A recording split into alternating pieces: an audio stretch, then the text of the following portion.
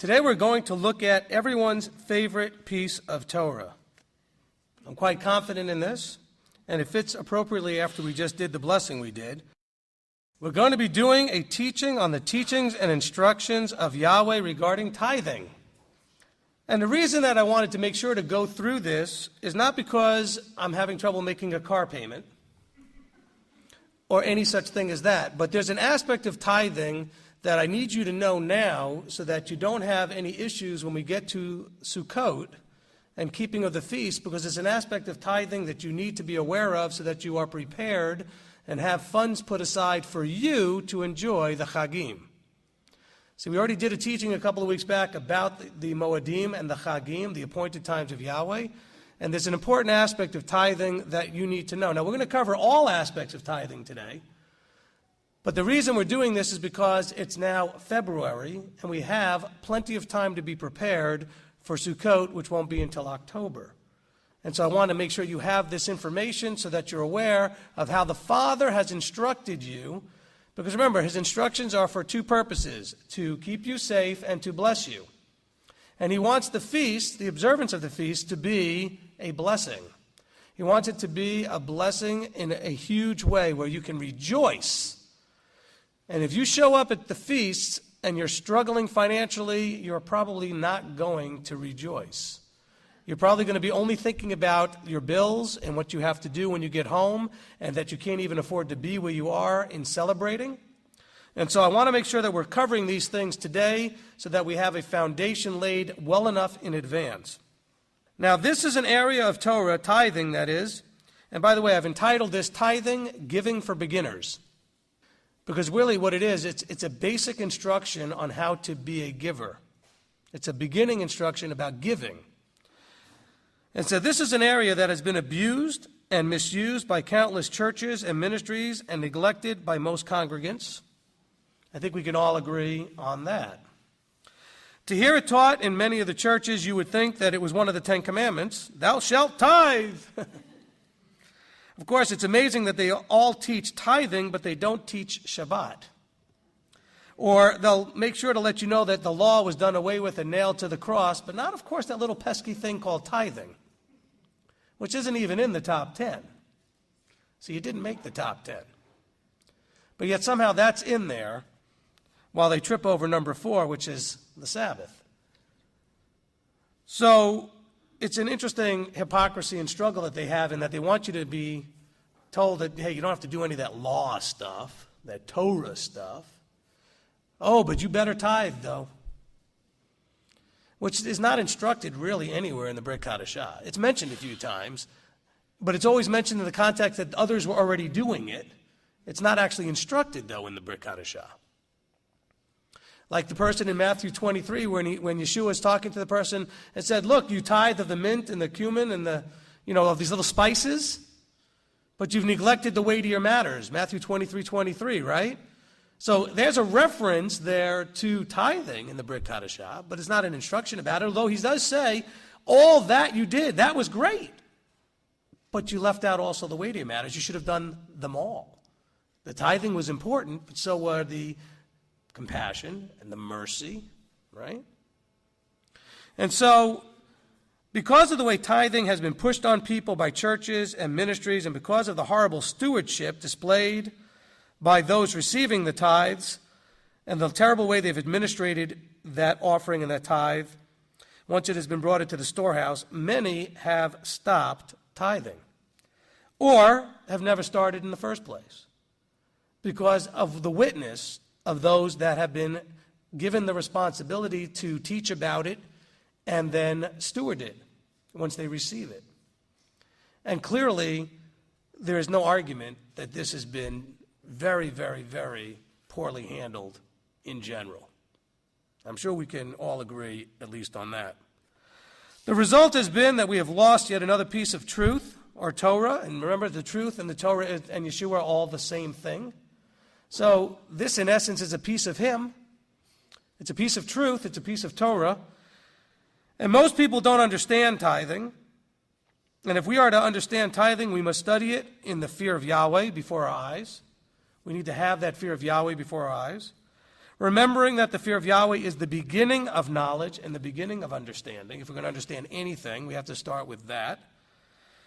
So we must approach tithing with a blank page, with openness, ready to receive understanding, knowledge, and truth.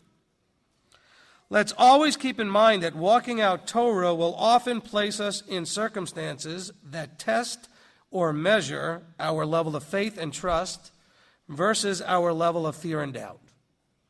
That's what it's always about.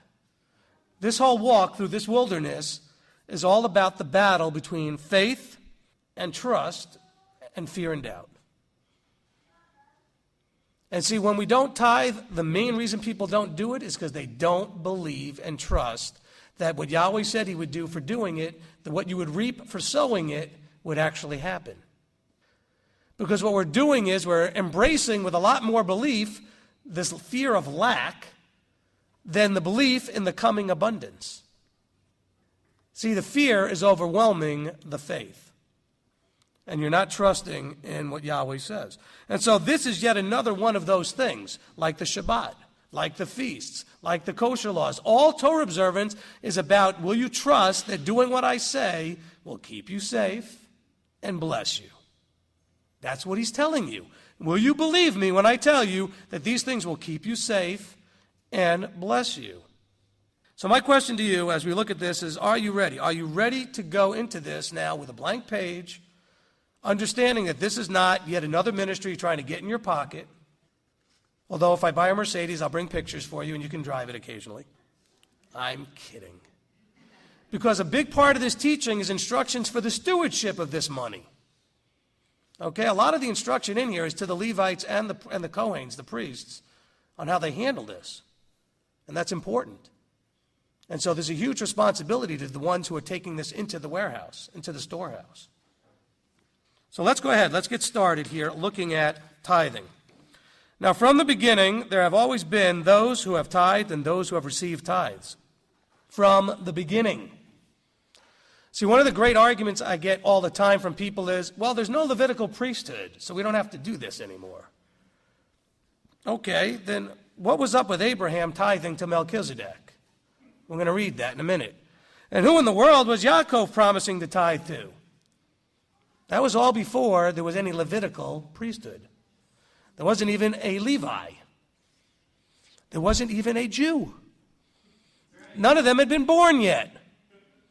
Okay? Let's start in Bracy 14.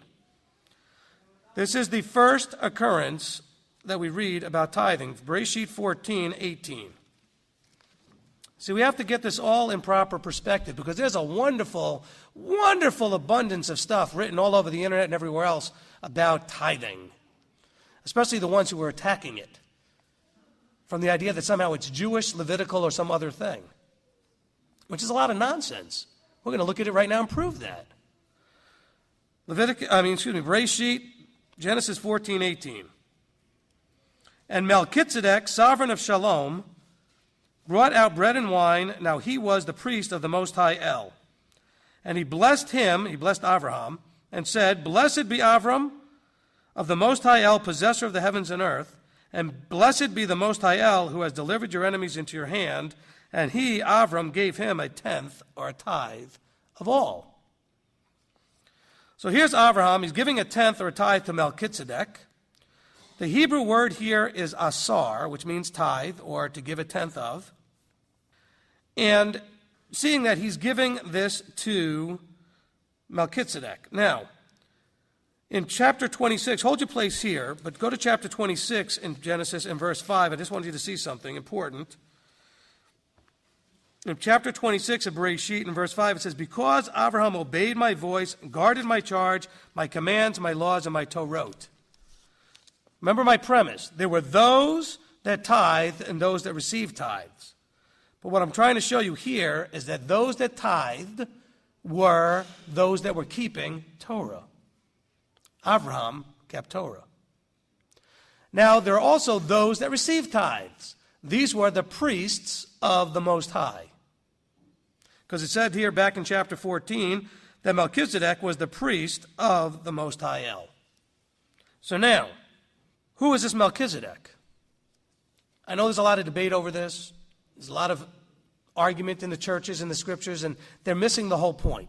It's a simple breakdown of Hebrew terms. Melek, Sadiq, king of righteousness, king, priest, a righteous king. Okay? Aren't we all eventually looking forward to a day when we will all be kings and priests? What that's saying is we'll all be of the order of Melek Sadiq. We'll all be righteous kings, because that's what a king priest is. And so I'm not going to go into a huge discussion here to prove to you who Melchizedek was that Abraham was, or Avram at this point, didn't have his name changed yet, who he was giving this to, why he was giving it to this particular person. But there is an external source that is referenced in Scripture called the Book of Yashar, also called the Book of Jasher, which is referenced in 2 places in Scripture as being something of value, as a way to actually back up something that was being said in the Scriptures, where they'll say, well, isn't this exactly what it says in the Book of Yashar? Doesn't that verify what we're saying? And in the Book of Yashar, it says that Melchizedek, the one who sat here with Abraham when it recounts this event, was Shem. Okay? You see, there was always someone who had the position of priest to the Most High. We started out with Adam, and it went down from there. Okay, you ended up with Enoch, and then Enoch was taken away.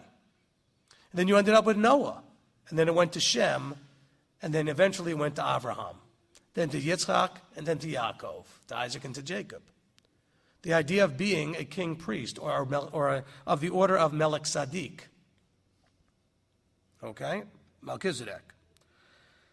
So here, continuing in Genesis 14, and we were looking at verse 18, it said, and Melchizedek was the priest of the Most High, and notice what he did.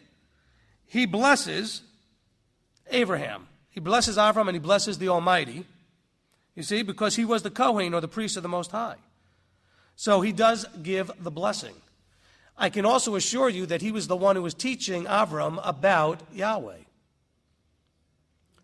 And the book of Yashar actually backs that up, that Abraham didn't just all of a sudden, when Yahweh said, Avram, and he goes, here I am. There's a reason he didn't go, who are you? Because according to the book of Yashar, he'd already been being trained in Noah's house by Noah to know who Yahweh was. So he knew when Yahweh said, Avram, he knew, whoa, that is the Almighty. And he said, here I am, yes, sir. He had absolutely a clarity of knowing who that was. It was not some strange voice in his head that he was like, whoa, what was that? Because that's what you or I would do. But he knew. So now let's look at Bracy 28. Bracy 28, Genesis 28 and in verse 20.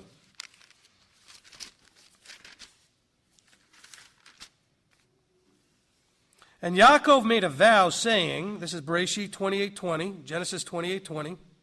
Yaakov made a vow saying, seeing Elohim is with me and has kept me in this way that I am going, and has given me bread to eat and a garment to put on, when I have returned to my father's house in peace, and Yahweh has been my Elohim, then the stone which I have set as a standing column shall be Elohim's house, and all that you give me I shall certainly give 1/10 to you.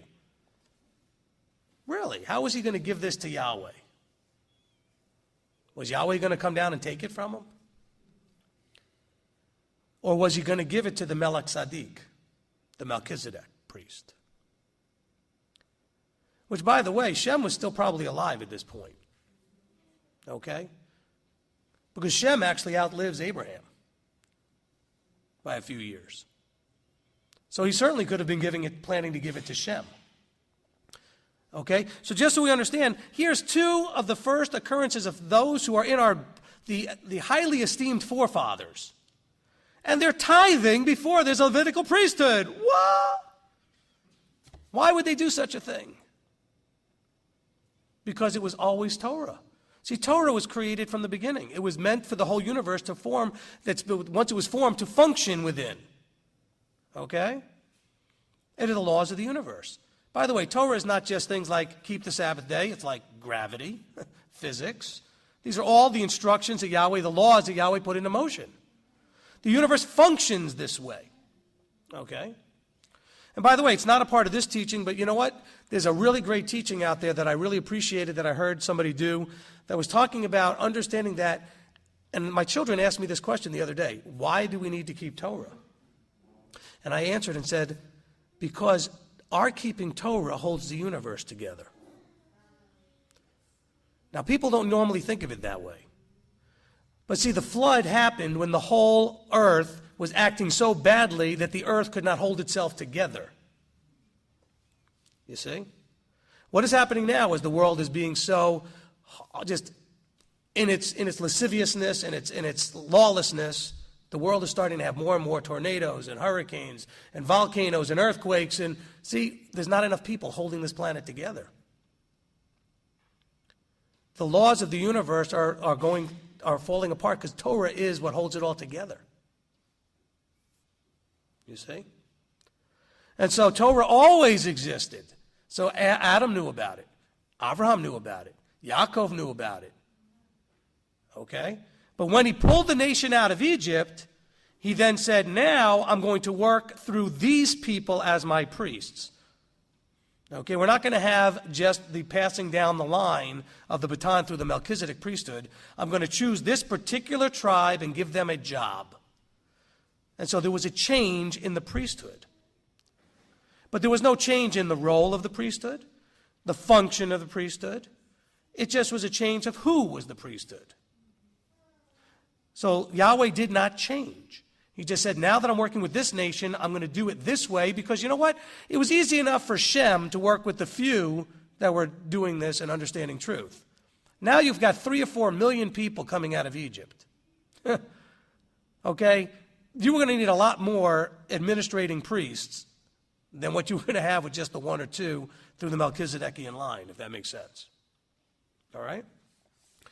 So out of necessity, as Paul would say, there was a necessity to change the priesthood into Leviticus, and then of necessity, when Yeshua showed up, there was a necessity to change it back to Melchizedek. Yeshua being the genuine righteous king. That make sense? All others were types and shadows of him. He is the true Melek Sadiq, the righteous king. Right? Does this make any sense? Okay. So Yaakov here pledges to tithe to Yahweh. And my point was, well, how was he going to do that and who was he going to give it to? And my guess was that he was giving it to Melchizedek, the Melek Sadiq. Let's look at Leviticus 27. Vayikra, Leviticus 27 and verse 30. Vayikra, Leviticus 27 and in verse 30. And all the tithe of the land, of the seed of the land, or of the fruit of the tree belongs to Yahweh. It is set apart to Yahweh. If a man indeed redeems any of his tithes, he adds 1/5 to it. And the entire tithe of the herd and of the flock, and all that passes under the rod, the 10th one is separate, set apart to Yahweh. Verse 33, he does not inquire whether it is good or spoiled, nor does he exchange it. And if he exchanges it at all, then both it and the one exchanged for are set apart. It is not to be redeemed. These are the commands which Yahweh commanded Moshe for the children of Israel on Mount Sinai. All the tithe belongs to Yahweh. All of it. And what's critical here is that we will get people that will argue, well, I work on a computer. I don't have fruit, trees, and grains or animals, so I don't have to tithe. What does that have to do with anything? This is what they had then. And he was simply saying, everything that you benefit from, everything that you produce, everything that bears fruit, everything that is an increase to you, that 10th belongs to Yahweh. That tithe belongs to Yahweh. Because I've had people make the, in my opinion, absurd argument, well, do you want me to bring you one of my goats? Well, I don't have any goats. I was like, it's not about the literal interpretation here. Okay, that's literally how they did things because that's how they lived. We don't live like that. Okay, so we don't have increase like that. We get increase in different ways. Let's go to Numbers, Bimidbar 18, Numbers 18 and verse 19. Numbers 18, Bimidbar 18 and in verse 19. All the contributions of the set-apart gifts which the children of Israel present to Yahweh, I have given to you and your sons and daughters with you as a law forever. He's talking about the Levites here. It is a covenant of salt forever before Yahweh with you and your seed with you. And Yahweh said to Aaron, you are not to have an inheritance in their land, nor have any portion in their midst. I am your portion and your inheritance among the children of Israel. And see, I have given the children of Levi all the tithes in Israel as an inheritance in return for the service which they are serving, the service of the tent of meeting. And let the children of Israel no more come near the tent of meeting, lest they bear sin and die, because the Levites shall do the service of the tent of meeting. So they themselves bear their crookedness, a law forever throughout your generations. That among the children of Israel they are to have no inheritance. But the tithes of the children of Israel, which they present as a contribution to Yahweh, I have given to the Levites as an inheritance. This is why I have said to them, among the children of Israel they have no inheritance. And Yahweh spoke to Moshe, saying, speak to the Levites and say to them, when you take from the children of Israel the tithes, which I have given to you from them as your inheritance, then you shall present a contribution of it to Yahweh, a tenth of the tithe. And your contribution shall be reckoned to you as grain from the threshing floor and as filing from the winepress. This you shall present as a contribution unto Yahweh from all your tithes which you receive from the children of Israel, and you shall give it from it the contribution to Yahweh to Aaron the priest. Okay, so you following this? First of all, we're finding out here that the Israelites were to give the tithe to the Levites. But they weren't giving it to the Levites, they were giving it to Yahweh. This is an important distinction. When you give tithes and offerings, you're not giving them to a ministry per se. You're supposed to be giving them to Yahweh, to the place where you believe that Yahweh's work is being done. So what you're doing is to Yahweh, which ultimately means that what the person you give it to does with it is not really your problem. If you're aware of them using it in a bad way or misusing it, then you shouldn't be giving it to them. However, you're doing your job, which was to give it to them. Who the them is, we're going to talk about in a little bit more detail here. But the idea is that you're giving your offerings, your tithes, to the Almighty. That's who you're giving it to. You're being obedient to Him. Now, he said, though, the Levites were going to be given a job. And that job was going to be a full-time job. And because that full-time job would keep them so busy, they would not be able to handle farming and herding of flocks, that they would have no inheritance of land and ownership of land, that they would have to be supported by the rest of the body. The Am Yisrael, the congregation, the Kehillah of Israel. You see, Yahweh wanted His priests to be full-time. Because the big argument comes around is, well, should we have full-time ministry? I think Yahweh says yes. And He makes it real clear here. He says, look, they get nothing as an inheritance. They are completely relying on you people to give them, otherwise they are going to have nothing. Because you guys are going to get land, you guys are going to get herds and flocks and places to grow your crops, and they are going to be serving me in the tabernacle and you in your camps. And so they have no inheritance but the benevolence that you give me, the Almighty, and I want you to give mine to them. Making any sense? It's important. It's a clear distinction. Because that's what he's saying here. He says, look, they are to do service to me, and they are to have no inheritance of any other sort. In 2 Chronicles, 2 Divrei Hayamim, 2 Chronicles, chapter 31.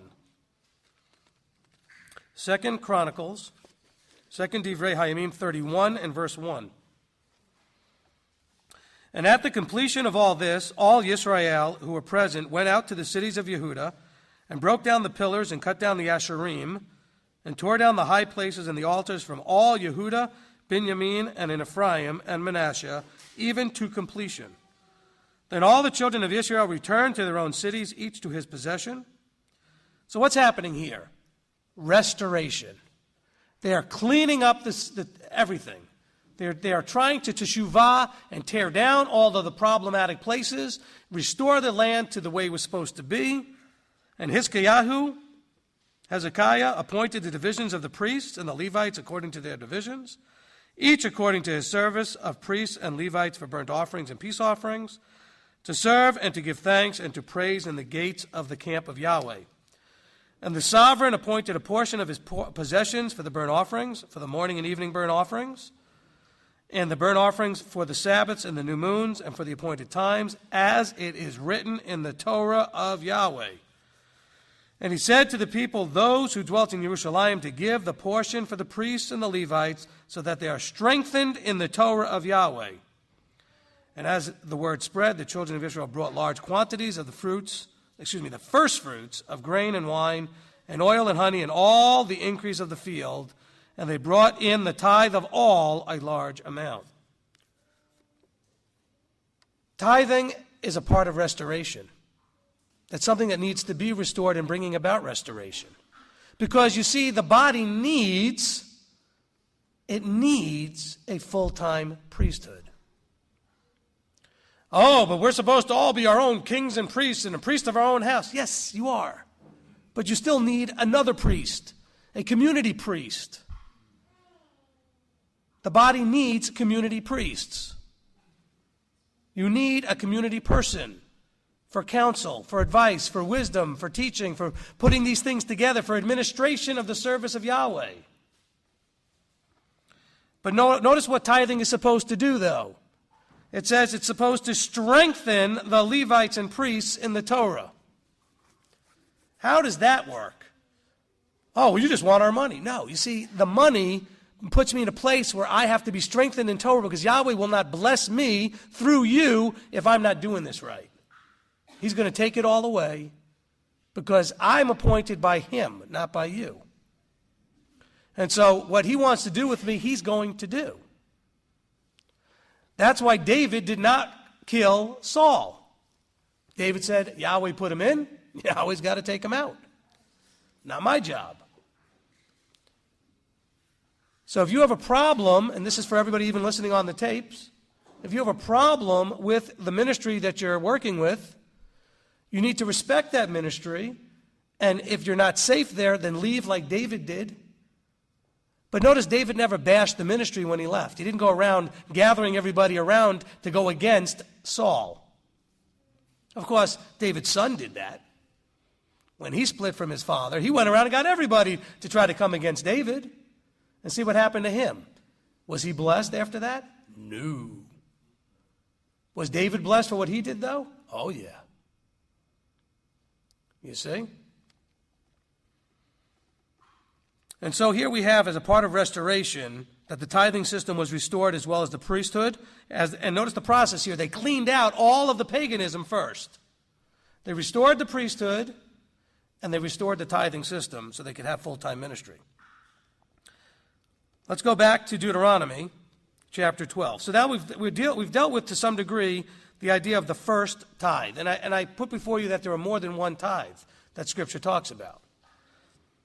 First and foremost is the first fruits of your increase, that tithe that goes to Yahweh and is given to the priests, to the ministry, for their inheritance, so that they have no other work to do but minister to the body and minister before Yahweh. Deuteronomy, Devarim 12, and in verse 17. Deuteronomy, Devarim 12, and in verse 17.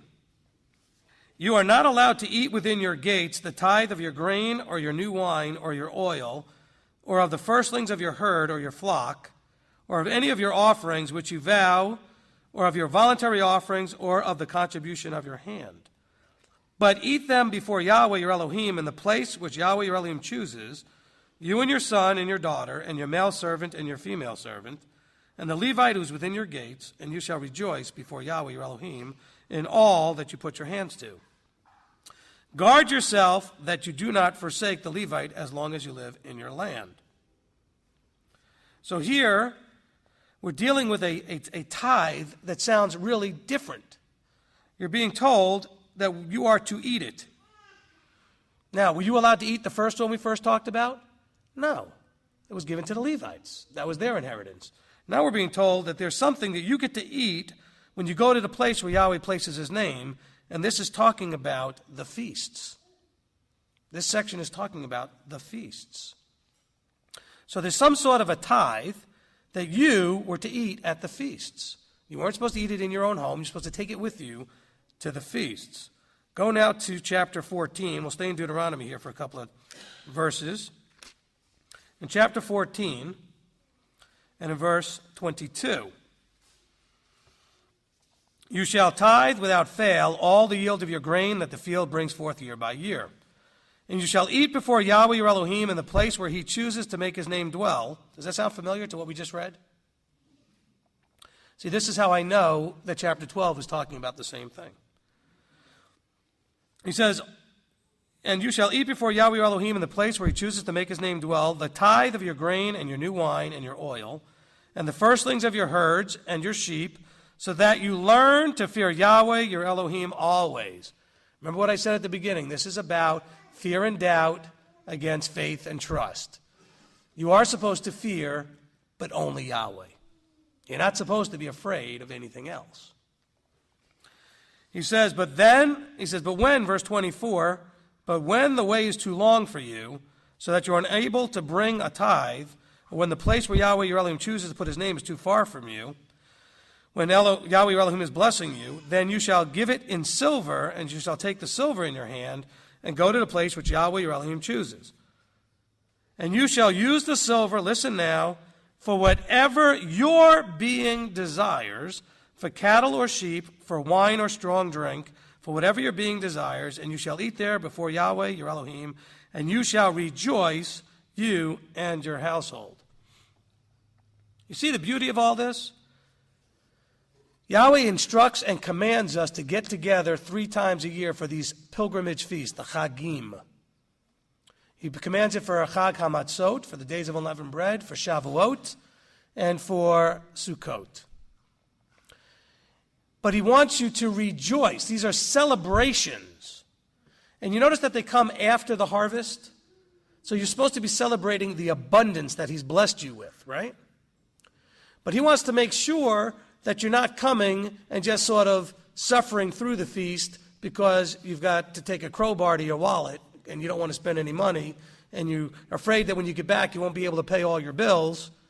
He says, no, 1 tithe of all your stuff, that is to bless you so that when you go, you have traveling expenses and you've got food and drink and you've got all that stuff that you need so that you can rejoice and celebrate, you and your household. You know, the world has this absurd thing called a Christmas fund or a Christmas account or some other thing that people can put in the bank so you can save up so you can deal with the ridiculous burden that Christmas is. And I love how Christians want to tell me how burdensome the law is and they keep Christmas. There's nothing ever been created more burdensome than that. Man has never come up with something more overwhelmingly burdensome. Your people who did Christmas in January are still going to be paying for it in June. And then they're going to start buying stuff again for the next one. See, but Yahweh has a savings plan, a feast plan for you. This is why I wanted to do this teaching now in February. You see, because when we get to Chag HaSukkot, I don't want to hear people whining to me they can't afford to come. Because if you've got all these months to put aside a tithe, you can't convince me you can't afford to come. So I don't want to hear that. You've been told now. Okay? There's no financial excuse unless you've been out of work, and then we will take care of you. We will provide benevolence, and you will come. Because, see, that's part of what we're going to read, is that as the priests who has the money in the storehouse, I'm supposed to take care of the needy. You see? So if you genuinely have a problem, look, we provided thousands of dollars worth of benevolence last year at Sukkot. Now, that's not to pat myself on the back. That's to pat everybody on the back who gave the benevolence that was necessary. I didn't take that out of my pocket. But what I did do was step out on faith and tell everybody that needed, come anyway. And then I told the body, people are coming, please be generous and consider to give. And the money was given. And people came. People who were handicapped, people that were disabled, people that had other issues, people who had been out of work, people that had other tragedies. And they were able to celebrate and rejoice because everything was taken care of. But there was a lot of people also that came and struggled because they didn't do this. And they only had themselves to blame. But really, a lot of them didn't know this. So now I want to make sure that people get to hear it. Okay? You were instructed. This is clearly not given to the Levites. You are supposed to take this and spend it on whatever your heart desires so that you rejoice before Yahweh. Does that make any sense? Can this be the same tithe being talked about that we read already? No, it can't. That was given to the Levite as his inheritance. This cannot be the same. This has to be different. So we're told with this one, you can exchange it for money, you bring it to the feasts. Now in verse 27, though, it does say, and do not forsake the Levite who is within your gates, for he has no part nor inheritance with you. Now the reason this verse is here, I believe, is to remind you not to forget the other tithe you were supposed to be doing. That there are two. So while you're getting this one and you may be excited about it because you're seeing all this tithe accumulate, oh, I'm going to have such a great feast, look at all this money. That you don't forget you're supposed to also take care of the Levite. Now notice we get to verse 28. At the end of every third year, you will bring out all the tithe of your increase of that year and store it up within your gates. And the Levite, because he has no portion or inheritance with you, and the sojourner, and the fatherless, and the widow who are within your gates shall come and eat and be satisfied, so that Yahweh your Elohim does bless you in all the work that you do with your hands. So now there seems to be a third idea that happens in a 7-year cycle. It happens on the third and the 6th year. Every third year. Of course, then on the 7th year you have a jubilee. You have the rest, and then you start the cycle again. So now they're told, look, on every third year, put another extra to remind you that this is not about you, it's about benevolence. See, you're created so that eventually you'll be in a kingdom where you'll be able to start blessing all those that don't get it yet, and teaching those, and being with those, and sharing with those. This is not about getting to go into a kingdom and just sitting around playing a harp. Right? We're being trained, especially those who say, well, I'm supposed to be the priest in my own house. Well, then understand what a priest's job is. It's to bless everybody else around you. It's to meet the needs of those in the community. It's especially to meet the needs of the fatherless, the widows, the poor, the infirmed, right? Okay? So, this is now another tithe that possibly we need to think about and understand. Now, I come from a background where in the church that I went to, they actually did all three of these tithes and taught it. And so the first tithe went to the congregation. It was sent to headquarters or whatever was done with it. The second was used for the feasts. And the third that you did was also given into the headquarters, but was designated specifically for the poor. That was for the benevolence fund. Okay, that money was only and specifically for benevolence. And so if you ended up in a situation, and we want to do this here, by the way, we'd like to do this here. If you're in a situation where you need benevolence, you can request what I would call third tithe assistance. In other words, you need something from the third tithe because you're in a challenging situation. And so if we have actually a third tithe fund, we can take out of that to meet the needs of those who need benevolence. Okay? So that's sort of a layout of what I see scripturally in terms of a first, a second, and a third tithe. All right? By the way, this is also dealing with, let's look at the third tithe again in Deuteronomy 26. Let's go there. Devarim 26 and in verse 12. Deuteronomy 26 and in verse 12. See, Yahweh's saying this more than once. And when you have completed tithing all the tithe of your increase in the third year, which is the year of tithing. Now you've got to, because you're doing all three now. I mean, this is a tithing year. He says, and have given it to the Levite, to the stranger, and to the fatherless, and to the widow, and they've eaten within your gates and have been satisfied. Then you shall say before Yahweh your Elohim, I have put away the set-apart portion from my house, and also have given it to the Levite, and to the stranger, and to the fatherless, and to the widow, according to all your command which you have commanded me. I have not transgressed your commands, nor have I forgotten. I have not eaten any of it when in mourning. I have not removed any of it for any unclean use, nor given any of it for the dead. I have obeyed the voice of Yahweh, my Elohim, and I have done according to all that you have commanded me. Look from your set-apart dwelling place from the heavens and bless your people Israel and the land which you have given us, as you swore to our fathers, a land flowing with milk and honey. Today, Yahweh, okay, so here we have a third tithe year, which is all this tithing going on, and the people then saying, Father, now look down upon us and bless us as you promised. See, this is a faith, trust, belief issue. He says, look, this is how I want you to deal with your finances. But if you do, I will bless you, because you will be blessing others. You see, it's a cycle. He wants to do for us, but he wants us to do for others as he does for us. And so he's explaining that to us here. Now notice that this instruction comes right before verse 16, which it says, Today Yahweh your Elohim is commanding you to do all these laws, right rulings, and you shall guard to do them with all your heart, with all your being. You have today caused Yahweh to proclaim to be your Elohim and to walk in his ways.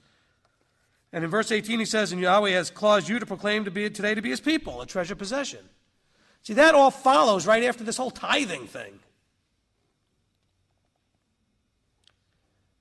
You are called to be generous people. You are called to be benevolent givers. You are called to be those who have outgoing concern and are not about accumulating for yourself. This is an altruistic idea. This is about thinking outward, not inward. The money part of it is just where the rubber hits the road. And by the way, I can tell you from those of my experience and others that can tell you the same thing, it's amazing how you could live without 30% when you couldn't live on 100%. You can. Because I know you're all thinking, what? 30%? How am I ever going to live off of that? Well, first of all, if you take it off the top up front, you don't think that you're actually working with the full amount to begin with. So if you make, and I'm going to pick real easy round numbers, like $100, you don't think you make $100. You think you make $80. 10 for Yahweh and 10 for your feast fund. And in a third year, you think you make $70. And you budget and live within that. This helps us stay out of the financial problems the whole world is going through right now, which is what? Borrowing to spend, to accumulate, because I need. I can't wait. I have to have it now. So they don't live within their means. And this whole world's about to go under complete financial collapse because nobody, including the governments and every individual, could live within their means because easy, available money to borrow is always made available. And so Yahweh had a plan for that. He said, no, live within your means. Just understand that there's a budgeting that needs to take place. That makes sense? And does any of you really doubt that his 70% blessing can be better than your 100% was before? I mean, do you doubt that? Because when we're all done, I'll give a chance for some people to stand up and give some testimonies, because I assure you people can prove and absolutely give testimony that the abundance comes when you obey. And you can't believe that you actually have more when you think you have less. Because doors open and provision happens. Does that make any sense? Now, let's look at Malachi chapter 2. Malachi chapter 2. Malachi chapter 2 and in verse 1. I'm starting in verse 1 because I want you to see that this is primarily written to the priests, but it has strong lessons for all of us. And the reason I'm telling you that it's written to the priests is because I want you to understand that when every single church out there goes, are you going to rob God? You're going to rob Elohim? And they quote out of Malachi, they have to understand that the problem here was not the people, it was the Levites not paying the Kohanim. Okay? But that still is a lesson to all of us because it extrapolates out. But let's first understand the first level of this, the Peshat. Okay? He says here in verse 1, And now, O priests, this command is for you, the Levites. Then we go to verse 7 in chapter 2. For the lips of the priest should guard knowledge, and they seek the Torah from his mouth, for he is the messenger of Yahweh of hosts. But you have turned from the way, you have caused many to stumble. In the Torah you have corrupted the covenant of Levi, said Yahweh of hosts. You see, the lips of the priest was supposed to be sharing and guarding knowledge that people would come and seek from the priest. See, there was supposed to be Torah teaching ministry. That was their job. It wasn't just to throw dead animals on a fire or incense on a fire. All right? It says here that for the lips of a priest should guard knowledge, and they, the people, will seek the Torah from his mouth, for he is the messenger of Yahweh of hosts. He, the priest, is the messenger. He says, but you did not do that. You've turned from the way, verse 8, and you've caused many to stumble in the Torah. See, they were supposed to be teaching it right. They were teaching it badly. They were dropping the ball. Now, in chapter 3 and in verse 6, for I am Yahweh, I shall not change, and you, O sons of Yaakov, shall not come to an end. Now, here he may actually be shifting to teaching all of Israel. He says, the sons of Yaakov. He says, from the days of your fathers, verse 7, you have turned aside from my laws and did not guard them. Turn back to me, and I shall turn back to you, said Yahweh of hosts. But you said, in what shall we turn back? Well, what did we do so bad? What did we do wrong? And Yahweh says here in verse 8, he says, through Malachi, he says, would a man rob Elohim? Yet you are robbing me. But you said, and what have we robbed you? In the tithe and the offering. He says, you have cursed me with a curse, for you are robbing me, this nation, all of it. Bring all the tithes into the storehouse, and let there be food in my house.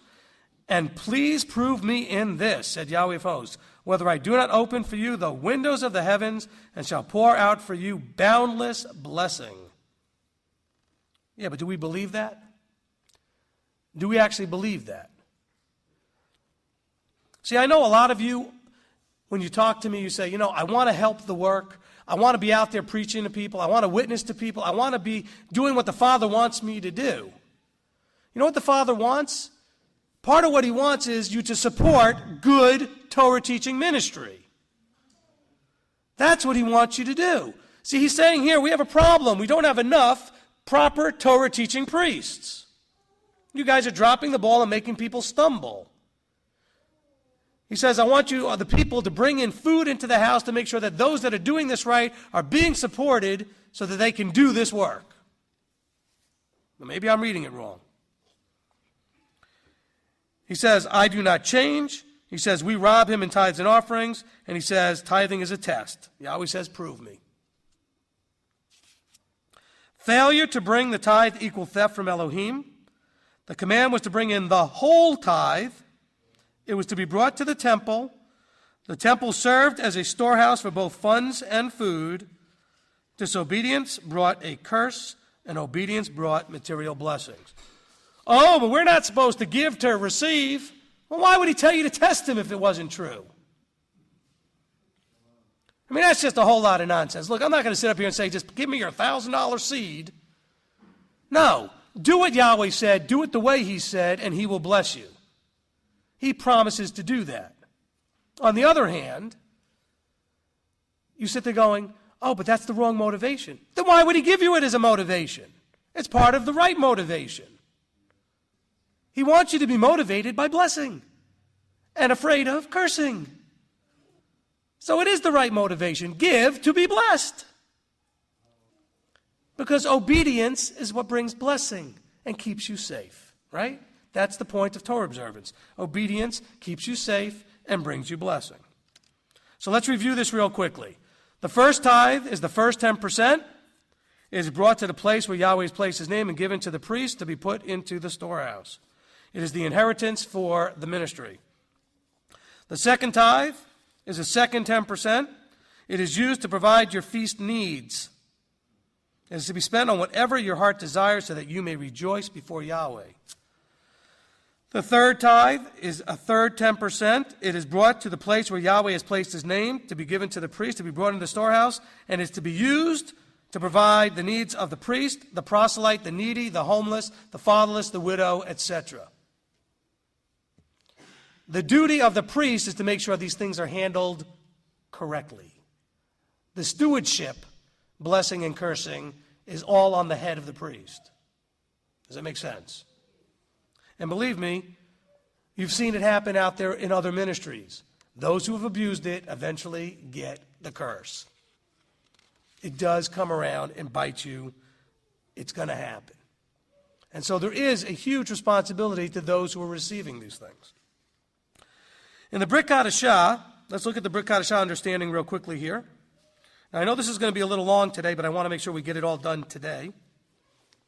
In Matthew 23:23, which is paralleled in Luke 11:42, in one of the 3 or 4 places where the word tithing is actually even mentioned in the New Testament, we have, "Woe to you, you scribes and Pharisees, hypocrites, because you tithe the mint and the anise and the cumin, and have neglected the weightier matters of Torah, the right ruling and the compassion and the belief. These need to have been done without neglecting the others." You see, this is not an attack on tithing. This is an attack on, you guys focused on tithing even the tiniest of little herbs, the mint and the anise and the cumin. I mean, that's how meticulous you were. But to what did it avail you when you didn't do the compassion and the mercy and the right ruling? And see, you didn't have the fruit of the Ruach, you see? Because I tell people all the time, you can keep Torah by the letter of the law, so to speak, and still be an obnoxious jerk.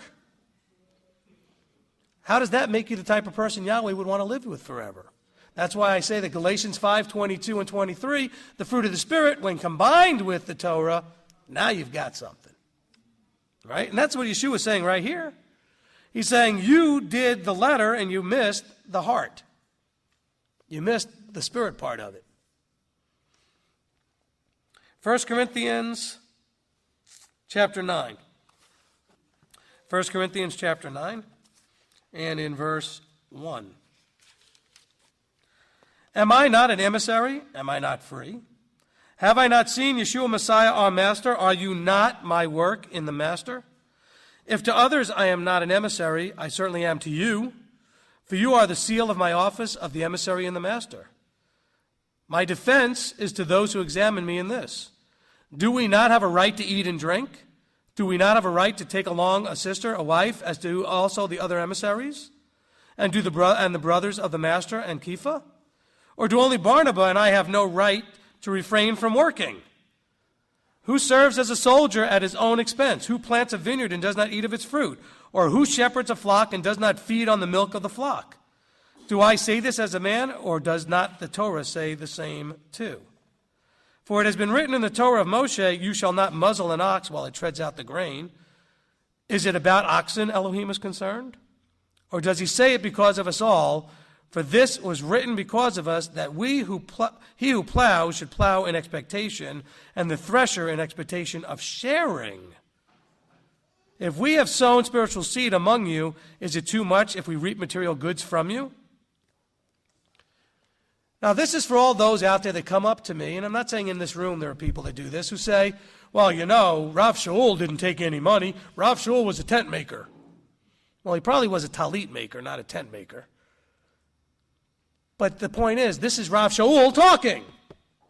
And he's saying, hey, does everybody else have a right not to work and to be benefiting from the ministry as is proper scripturally, except us? And we're the only ones that are, because you guys want to support Peter, and you want to support James, and you want to support the rest of them, but you don't want to support us? Yet we're the ones working with you personally. See, he's making an argument here and defending the right to receive financial support in ministry, because there's not supposed to be an inheritance for the priest. He's not supposed to be sitting there working a 9 to 5. He's supposed to be spending the 9 to 5 working for you, for your needs, getting things that need to be done to help you, the body. And believe me, I've been doing this for quite a little while. You need 60, 70 hours a week to do this. We're not talking 40. This isn't a part-time job. I've done this full-time. And it's more work than anything I ever did not full-time. Or I should say normal secular job. It takes more hours. The phone rings any time. People have need any time. And you can't say, I'm sorry, I'm tired, I really don't want to come today. Because it's not about you. It's about serving the body. And so you say yes and you go. And that's what Shaul did. I mean, has there ever been a pastor that ever gave more to a congregation than he did?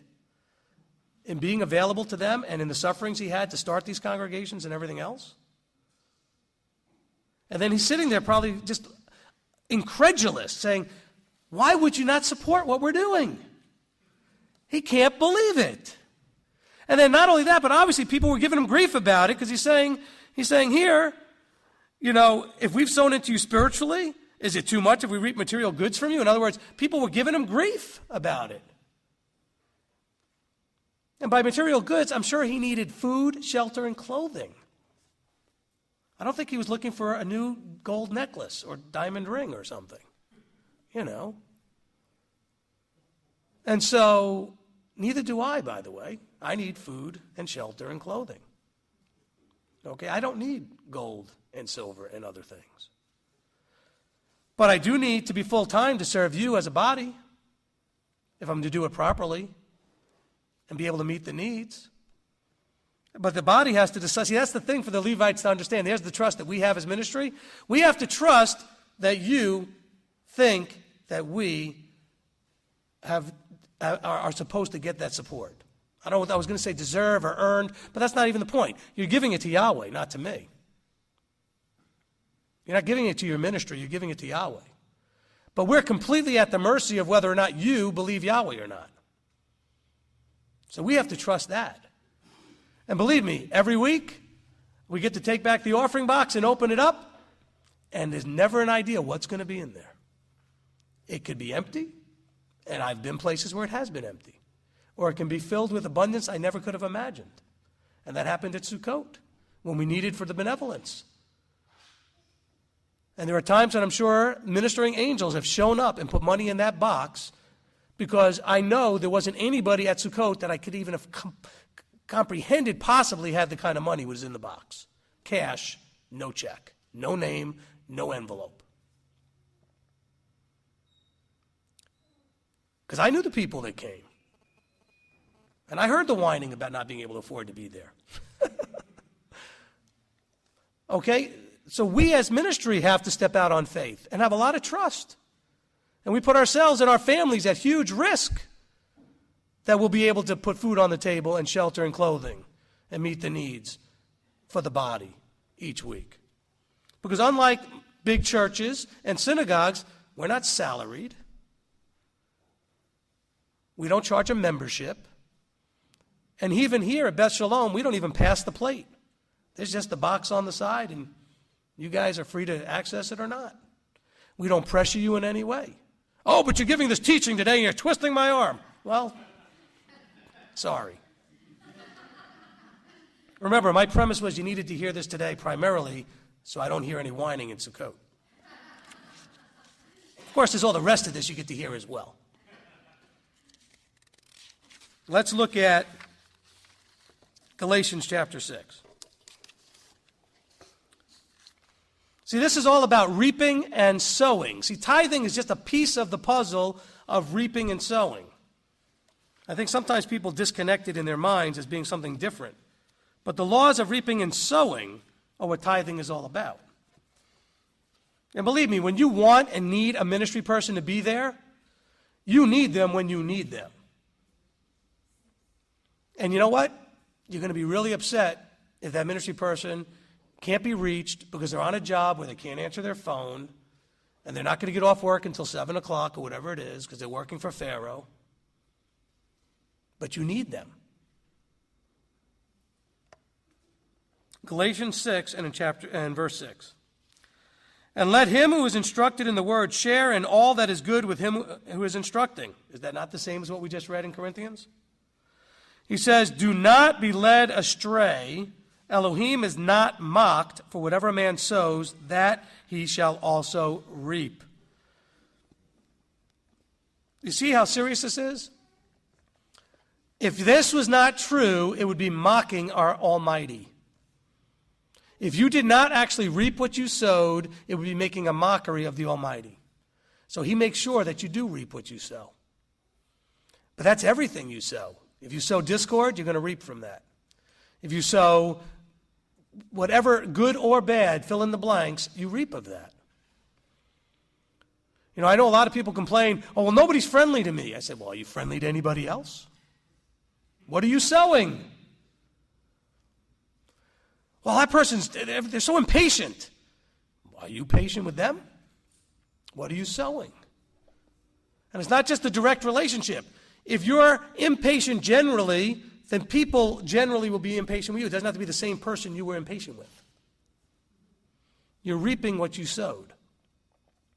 You know, we're in a very, very bad financial times. I can't imagine any more important time to actually sow so that you reap. Oh, but they cut back the hours at my job and they did this and they did that. I can't afford to do this. No, you can't afford not to. You can't afford to not have everything in perfect alignment vertically. And this is part of it. You cannot afford to dishonor giving to him. I'm just in the middle. But it's your relationship with him. And if you don't feel like you're comfortable giving to me, then give it to whoever you're comfortable with. Find a ministry that's doing what you feel comfortable with. But you're giving to him. Don't focus on the middle person. All right? Because he's the one that's going to bless you back, not me. Now, I'm going to hopefully be a blessing to you, but I'm not the one that's going to pour out from heavens, the abundance of the windows of heavens upon you.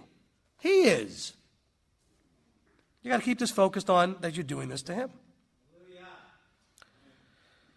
Verse 8, because he who sows to his own flesh shall reap corruption from the flesh, but he who sows to the Spirit shall reap everlasting life from the Spirit.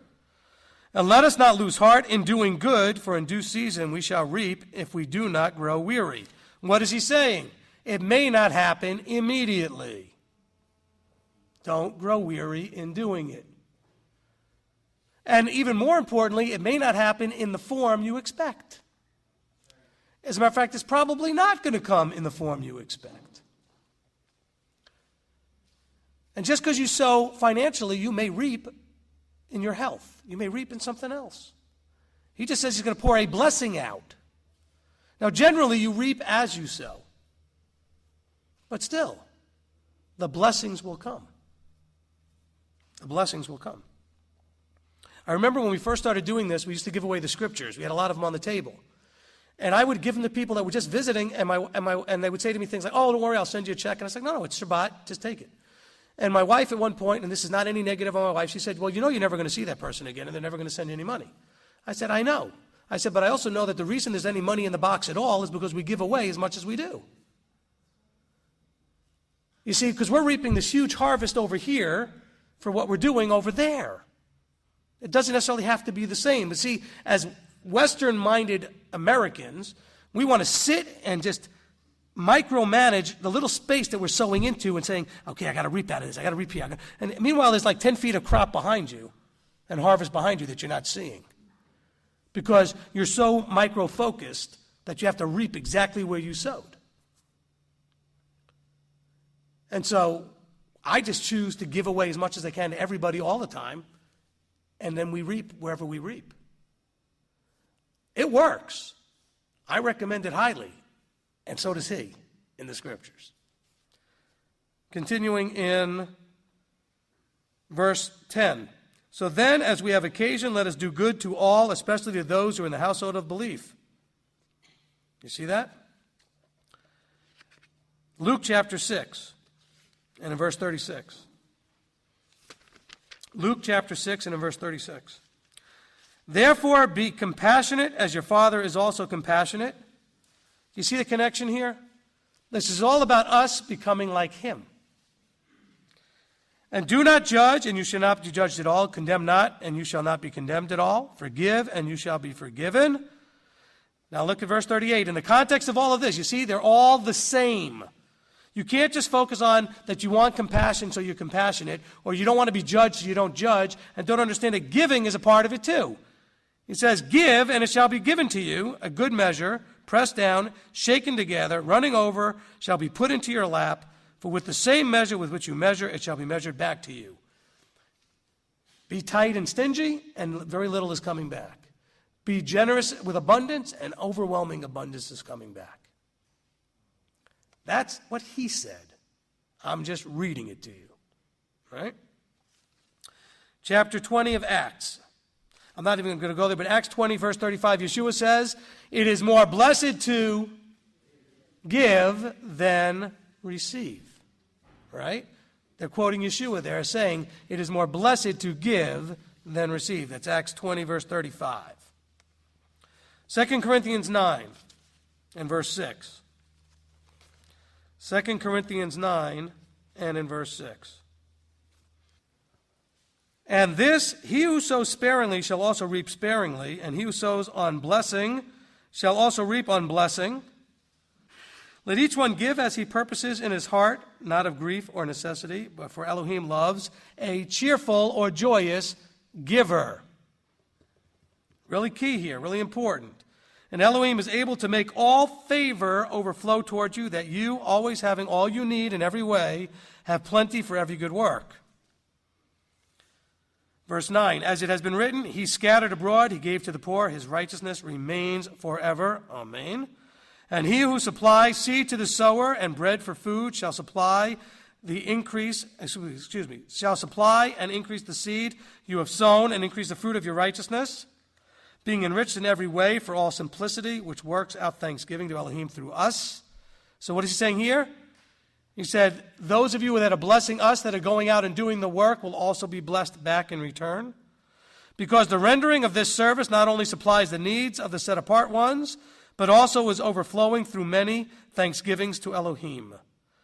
Through the proof of this service, they esteem Elohim on the submission of your confession to the good news of Mashiach and generosity in sharing with all of them and all men. And by their prayer for you, who long for you because of the exceeding favor of Elohim in you, thanks also to Elohim for his unspeakable gift. So let's break this down. You reap what you sow. You are to give as you purpose in your heart. Now remember what I said, tithing is giving for beginners. So that's sort of like the minimum. But you are to give as you purpose in your heart, and not by grief and not by begrudging, but by joy. No grief. Not because you're forced to. Nobody's twisting your arm, but because you are a cheerful giver. Elohim provides the seed to the sower. That's been overused by every church out there, but it's true. Just because they use it wrong doesn't make it not true. You want to bless a ministry and be a part of what a ministry is doing? Pray, and the Father will give you seed to sow. All of this works to bring thanksgiving to Elohim. All of this is for that purpose. Matthew 10 and verse 5. Matthew 10 and verse 5. Matthew 10 and in verse 5. Yeshua sent these 12 out, having commanded them, saying, do not go into the way of the Gentiles, and do not enter a city of the Shomerites, but rather go to the lost sheep of the house of Israel. And as you go, proclaim, saying, the reign of the heavens has drawn near. So here he's doing something interesting. He's saying, look, don't go to the Gentiles. Don't go to the Samaritans. He says, go to the lost sheep of the house of Israel. And he says, heal the sick, cleanse the lepers, raise the dead, cast out demons. You have received without paying, give without being paid. Do not acquire gold or silver or copper for your money belts, or a bag for the journey, or 2 undergarments, or sandals, or staves, for the worker is worthy of his food. And into whichever city or village you enter, you ask who is worthy in it, and stay there until you leave. You see, he is saying very clearly here, and this is where people get all twisted about this. He's saying, look, don't gather up a whole bunch of stuff. Go and trust that the people will take care of you. But he's also saying, look, it's not about accumulating anything for you. So as you go, don't take a whole bunch of it with you to the next town. You just need your needs met. So this is an instruction to the one receiving. He's talking to them because they're the ones who are about to go out and receive. This is to the 12 or to the 70 at this point. And he's saying, look, go. Well, this is the 12. In verse 5, he's sending out the 12. Okay? He says, but when you go, remember, you're not going to try to accumulate a whole bunch of stuff. You're going there to give and bless, but don't worry, they will bless you and take care of your needs. And what does he mention? Staff, sandals, undergarments, food. He says, because the laborer is worthy of his food. See, so that is an admonition to me on how I'm going to handle whatever is given to me to steward. Does that make sense? You see, there's strong instruction for that. The tithe was the foundation of ancient Israel's economic system. It taught the Israelites to always be aware that Yahweh was the provider of their needs and wealth, and that Yahweh provided that wealth to establish his covenant. Tithing had 3 advantages: simplicity, consistency, and discipline. You see how that would work? It's very simple. 10%, everybody can do 10%. 1, 2, 3, 4, 5, 6, 7, 8, 9, boom, take one out. The 10th one, right? Simple. You can be consistent with it. You take it off the top first as a discipline, boom, you do it. Now, from what we have looked at so far from Scripture, there are no taxes, dues, membership fees, or other compulsory assessments to be applied to the believing assembly of Messiah, the Israel of Elohim. Go check out a synagogue someday and find out what it might cost to join one. It's not cheap. Go to any, you've all been in churches. How much fun was it every time they passed the plate around? Knowing that the person next to you was watching you with beady eyes to see what you did with that plate. And you knew there were certain people in that room that you just knew were watching you. I wonder what Steve's going to put in the plate this week. Let me watch his hand. Oh, that looked like it was a 10. That looked like George Washington. That might have been $1. See, the pressure, the guilt. There's no joyful giving in that. So we never do that. That's why I just put a box on the side and let you know it's there. I don't want to pressure anybody. You need to do this. Look, we're all walking out our own salvation in fear and trembling personally. It's not my job to make you do anything. The ministry of the local assembly and its efforts to preach the gospel are supported as each member gives, as purposed in his heart, not grudgingly or under compulsion, but cheerfully out of the abundance of his heart. We know from what we studied that whatever a man sows, he reaps. The traditional standard 10%, the tithe, might be in some cases sowing sparingly. In others, it would be to sow bountifully. Let me give you an example. Let's compare 2 situations. One earns $1,000 a month. The other earns $4,000 a month. The first gives $100 and is left with $900 to live on for the month. The second gives $400 and is left with $3,600 to live on for the month. The first probably gave greatly. The second, depending on his fiscal responsibility, might not have even noticed the difference. You see? So a tithe is not a tithe is not a tithe. Which is why I said it's giving for beginners. Because, see, for some people, that 10% is absolutely a struggle because they're in a challenging financial situation to begin with. For others, it's really no big deal, except that it keeps them away from getting more of the stuff they want to accumulate. You see? But then we have the widow's mite story, don't we? What did the widow's mite story tell us in Matthew 12, verses 41 to 44? She gave more than all of the treasury, it says, because she gave all she had. But she wanted to give, right? And so there's a big difference between giving abundantly and giving sparingly. And so the tithe was just a starting point. The consistent application of the Brit Hadashah principle of proportional giving would eliminate such inequities and would likely increase the total given to Yahweh's work. In other words, the idea of giving as is purposed in your heart, not grudgingly under compulsion, but cheerfully out of the abundance of your heart, would likely be more than the tithe, especially with those that are blessed and have more. So let's just give an overview and wrap this up. Elohim himself is the model, motivator, and equiper of all our giving.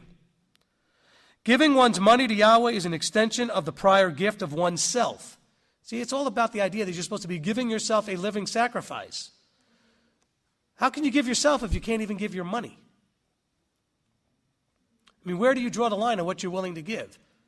Are you willing to give all to Yahweh? I'm not saying sell your house and put, I mean, like, where do you say, I'm willing to give, but not here? That's off limits, right? The donation of a portion of one's wealth is made in the recognition that everything we have belongs to Elohim. The ability and motivation to give is a function of Yahweh's love in us.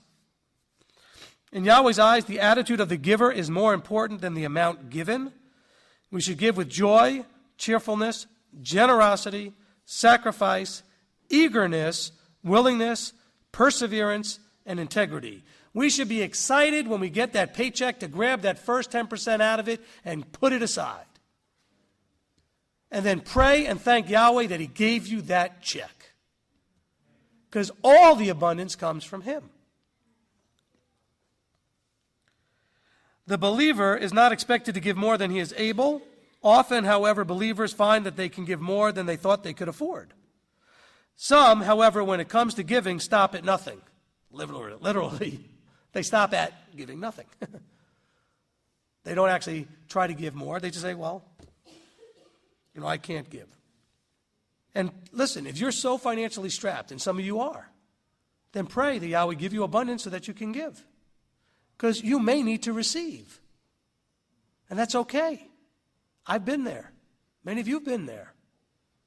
And so that's okay. But then you pray, Father, give so I can bless. I want to be a part of that blessing giving. Let me receive something so that I can give something. You see, you're giving to receive so that you can give more. See, that's the whole point. See, people say, well, we're not supposed to give to receive. Yes, you are, because you're supposed to want to receive more so you can give more. That's the whole cycle of it. The ability to give is given by Elohim, who gives even more to those who want to give more. The opportunity to give should be viewed as a privilege, not a compulsive obligation. It's a privilege to give to others. The greatest threat to generous giving is not poverty, but covetousness. It's also the fear of lack. You're afraid that you'll be without. See, that's a faith problem. So there's a bigger issue that needs to be dealt with there, isn't there? If a promise of financial support is made, every effort should be made to fulfill it. So if you make a promise to Yahweh to do something financially for the ministry, for the community, you need to make every effort to fulfill it, because that's your obligation between you and him.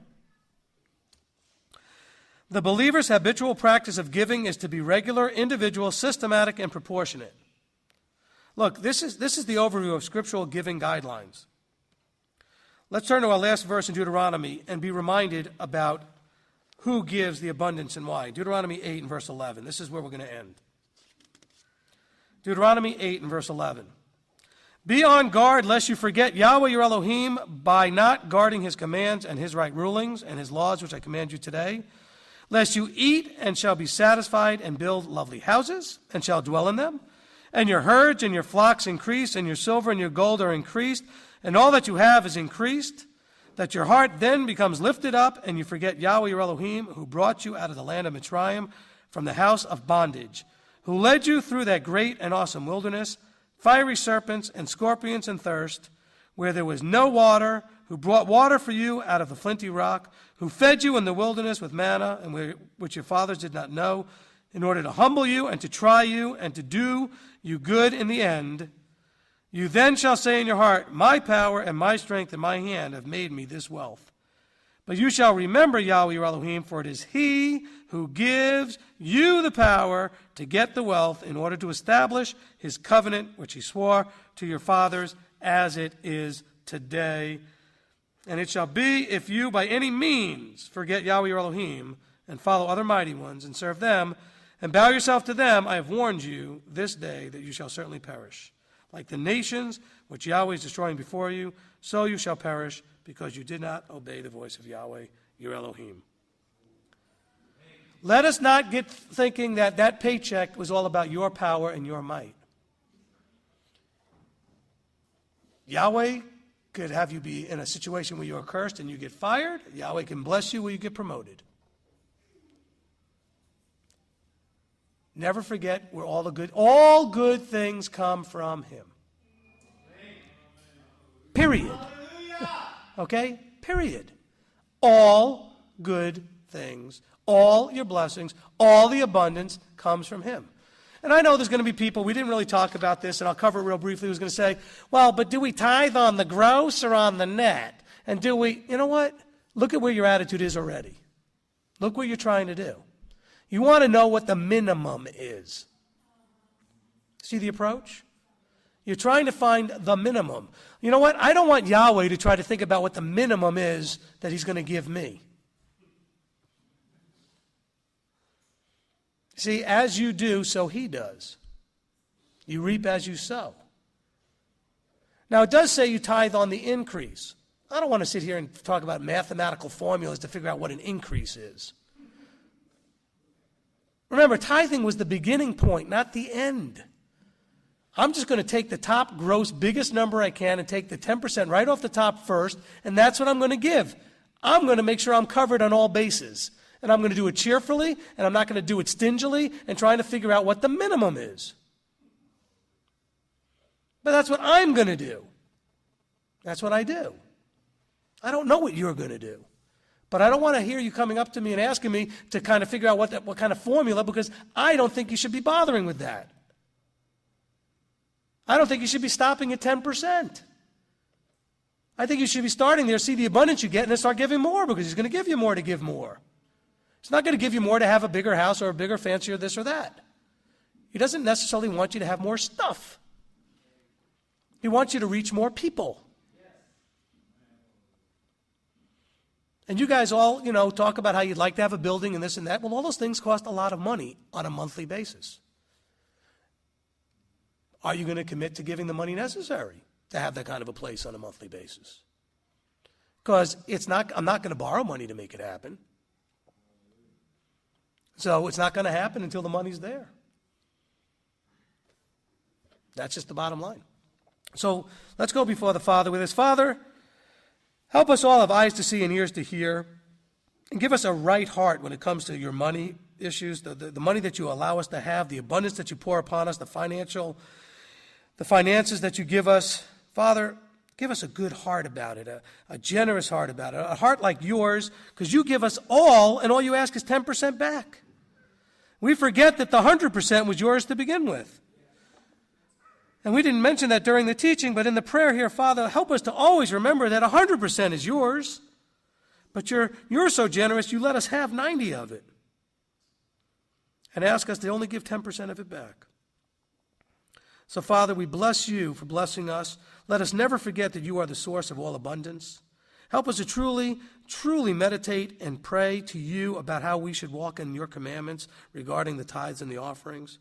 Father, pour out abundance upon this body of believers so that they can give more and we can reach more, and the fishermen can go out and fish the men that you are drawing, and that we can establish a building where people can come to, and that we can be a light in the community, and that we can give benevolence to those in need, and Father, that we can obey in every way your instructions on how this money is to be handled, both as those giving and those receiving.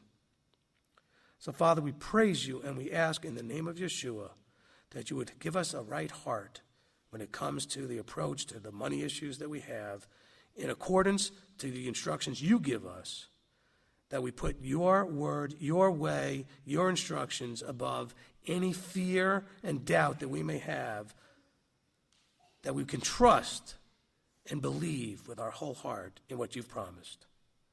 So, Father, we ask more of your Ruach, more of your Spirit to fill us with that faith and that belief as we come to walk out these mitzvot, these teachings and instructions you've given us.